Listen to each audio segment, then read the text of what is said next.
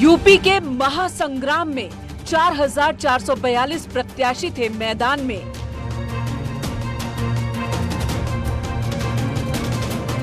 तीन 3,522 प्रत्याशियों की हो गई जमानत जब्त।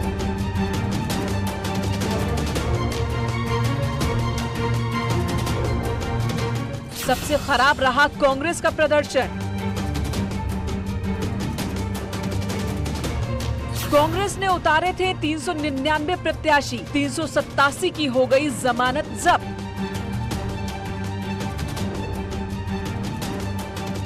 बीएसपी ने भी 403 सीटों पर लड़ा था चुनाव, 290 प्रत्याशियों की जमानत हुई जब्त।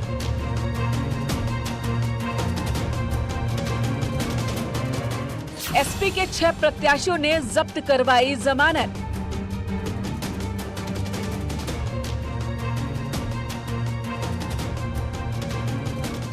बीजेपी के भी 3 प्रत्याशी जमानत बचाने में रहे नाकाम।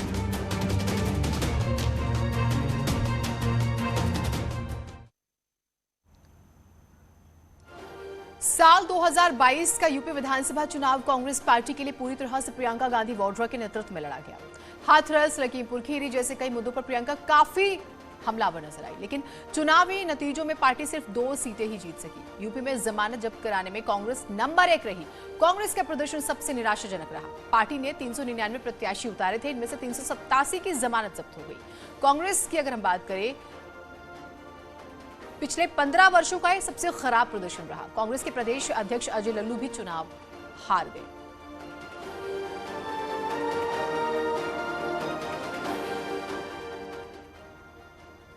दरअसल यूपी विधानसभा चुनाव में कुल 4,442 प्रत्याशी मैदान में थे। इनमें करीब 20% प्रत्याशी जमानत बचा सके और 3,522 प्रत्याशियों की जमानत जब्त हो गई। खास तौर से कांग्रेस का प्रदर्शन, जिसका हम जिक्र कर रहे हैं, खराब रहा। पार्टी ने 399 प्रत्याशी उतारे और इनमें 387 की जमानत जब्त हो गई है। बीएसपी की जब हम बात करेंगे तो बीएसपी ने सभी 403 सीटों पर चुनाव लड़ा और उसके 290 प्रत्याशियों की जमानत जब्त हो गई। समाजवादी पार्टी का भी जिक्र करते हैं। समाजवादी पार्टी ने की अगर हम बात करें तो 6 प्रत्याशियों की जमानत जब्त हुई है, जबकि बीजेपी के 3 प्रत्याशियों की जमानत जब्त हो गई।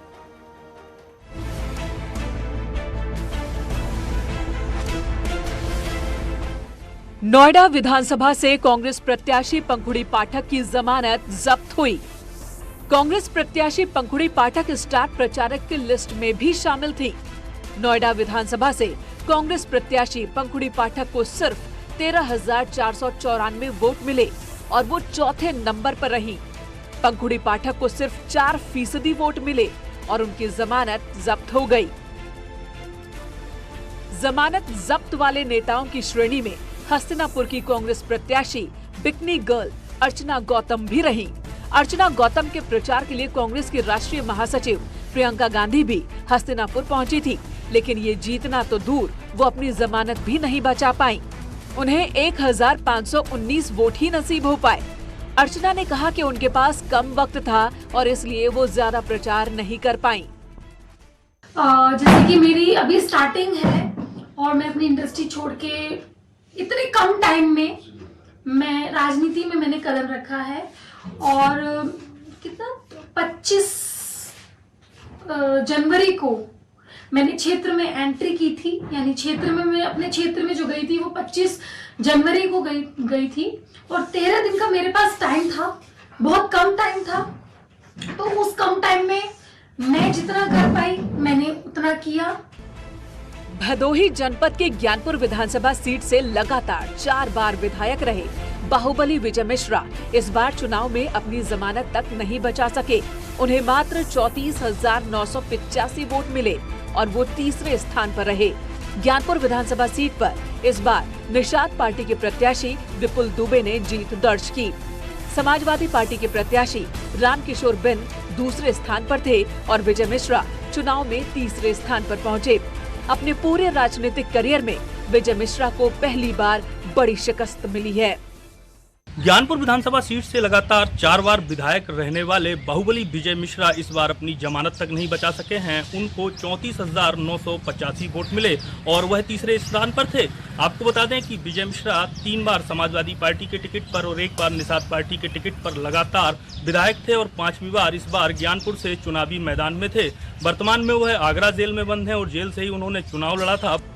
आगरा में 83 ऐसे विधायक हैं जिनकी पूरी तरह से जमानत जब्त हो गई। आगरा में सबसे ज्यादा कांग्रेस के प्रत्याशियों की जमानत जब्त हुई है। आगरा में 9 प्रत्याशी कांग्रेस के थे, जिसमें से महज 1 उम्मीदवार अपनी जमानत जब्त होने से बचा पाया।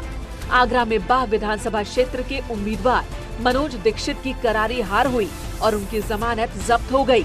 विधानसभा चुनाव में कांग्रेस के मनोज दीक्षित महज 1229 वोट ही हासिल कर सके। विधानसभा चुनाव में बीजेपी की सुनामी में तमाम दलों को हार का सामना करना पड़ा। समाजवादी पार्टी और बहुजन समाजवादी पार्टी की करारी शिकस्त हुई। आगरा में हार का आलम यह है कि 83 प्रत्याशियों की जमानत तक जब्त हो गई। कासगंज में भी कांग्रेस पार्टी के तीनों प्रत्याशियों की जमानत जब्त हो गई। अमापुर सीट से कांग्रेस उम्मीदवार रही दिव्या शर्मा को सिर्फ 1346 वोट मिले, जबकि कासगंज सदर से कांग्रेस प्रत्याशी कुलदीप पांडे को 6000 वोट भी नहीं मिले।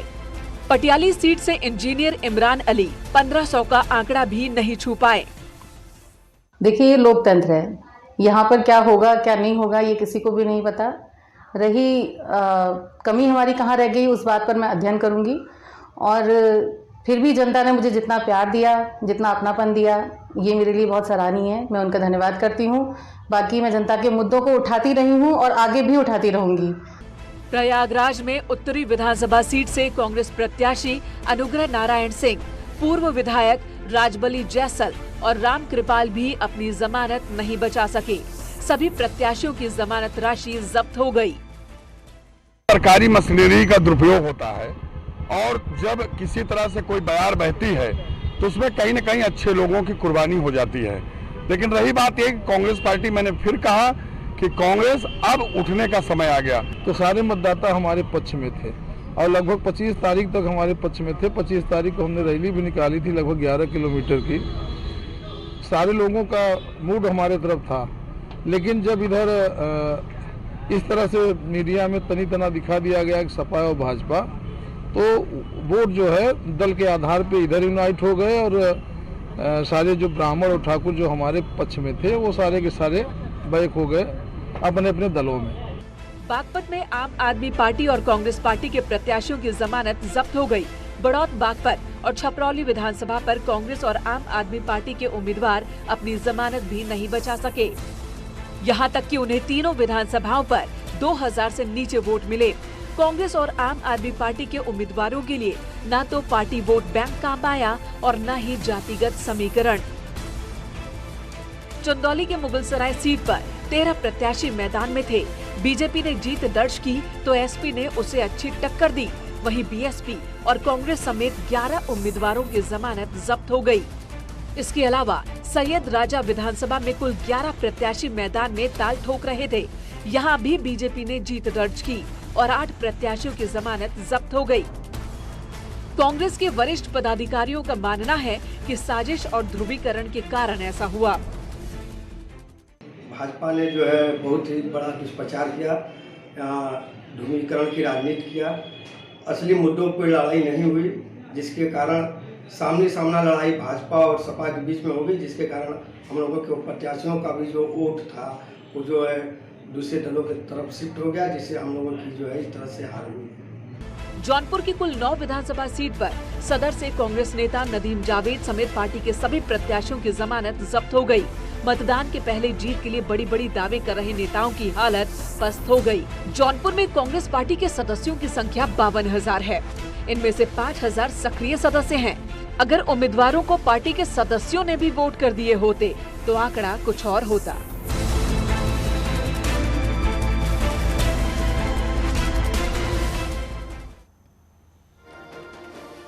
उत्तराखंड में आम आदमी पार्टी और उत्तराखंड क्रांति पार्टी के लगभग सभी उम्मीदवारों की जमानत जब्त हो गई है। हालांकि पार्टियां जल्द ही अपने औपचारिक आंकड़े जारी करेंगी, लेकिन चुनाव से पहले उत्तराखंड में अपनी सरकार बनाने का दावा करने वाली आप को जनता ने सिरे से नकार दिया। उत्तराखंड की सबसे हॉट सीट गंगोत्री विधानसभा का मिथक है। जिस पार्टी का प्रत्याशी यहां से विजय होता है, उसी पार्टी की प्रदेश में सरकार बनती है। आपने इसी मिथक के चलते अपने सीएम के चेहरे रिटायर कर्नल अजय कोठियाल को यहां से उतारा था, लेकिन अजय कोठियाल यहां से जमानत भी नहीं बचा पाए। इस विधानसभा में आपके मनीष सिसोदिया से लेकर दिल्ली के मंत्री, डिप्टी स्पीकर तक प्रचार के लिए पहुंचे थे, फिर भी उन्हें सिर्फ 6,161 वोट ही मिले और तीसरे नंबर पर रहे। गंगोत्री विधानसभा से बीजेपी प्रत्याशी सुरेश चौहान ने 29,619 वोट लेकर विजयी हुए। वहीं कांग्रेस प्रत्याशी विजयपाल 21,590 वोट लेकर दूसरे नंबर पर रहे।